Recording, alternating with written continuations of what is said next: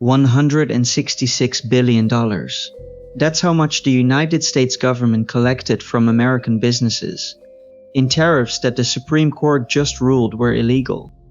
And they won't give it back. This is the story nobody in Washington wants you to understand. Because when you do, you'll realize that the biggest tax increase in 30 years was never about protecting American jobs. It was about something far more cynical. Let's start with what tariffs actually are, because the word itself is a lie of omission. A tariff is not a penalty paid by China. It's not a fee that foreign governments absorb.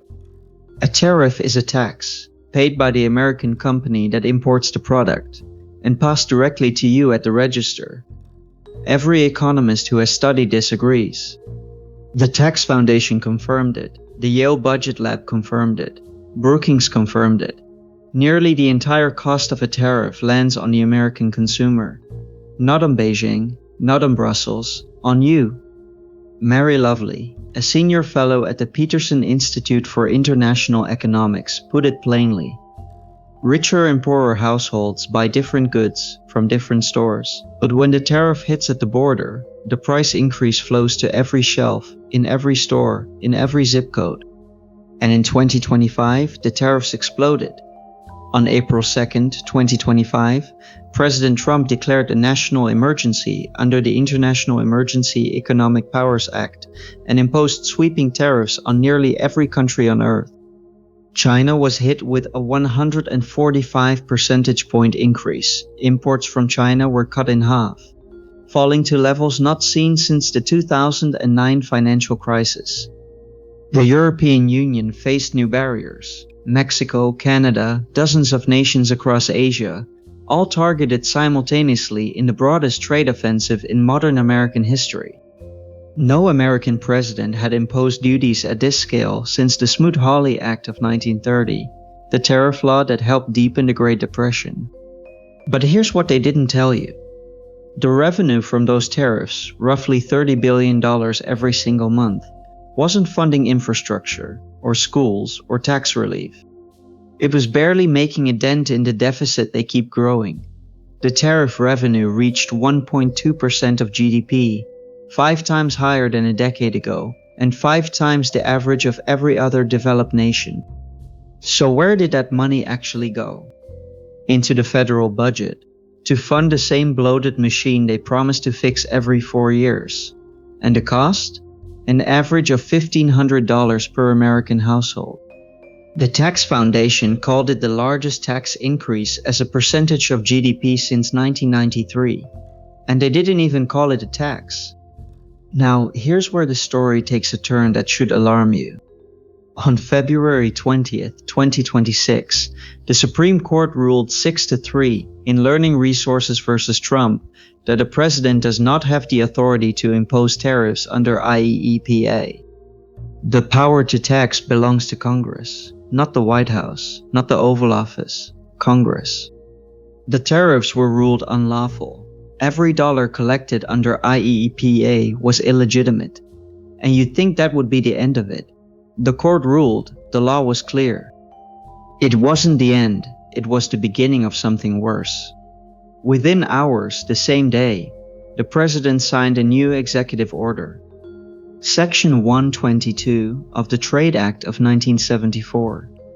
A 10% global tariff on every country, effective 4 days later. The Supreme Court said no. He found another door. The president called the ruling deeply disappointing. He said the justices who voted against him, including 2 that he had personally appointed, sicken him. His exact words, "They sicken me because they are bad for our country." But here's the problem with Section 122. It was designed for balance of payments crises, temporary emergencies, a maximum of 150 days unless Congress extends it. And the president's own lawyers argued, in the IEEPA case, that Section 122 doesn't apply to trade deficits. They called trade deficits and balance of payments problems, in their own words, conceptually distinct. They're using a legal justification their own legal team said was invalid. Now here's where it gets really ugly. Remember those $166 billion in tariffs that were just ruled illegal? Customs and Border Protection collected them across 53 million import entries. On March 4th, the Court of International Trade ordered the government to begin issuing refunds immediately. The government's response? We can't comply. CBP told the judge their systems weren't designed to separate IEEPA duties from other tariffs. They said they needed 45 days to build new software. The administration then tried to delay the entire refund process. A federal appeals court rejected that attempt. And then the president said the quiet part out loud. During a cabinet meeting, he told Russell Vought, the director of the Office of Management and Budget, "Don't send them any money." When Vought reminded him there was a court order, it didn't matter. The instruction was clear: defy the courts, keep the money. And every single month they delay, the amount they owe grows by $700 million. But this story has one more layer that almost nobody is talking about.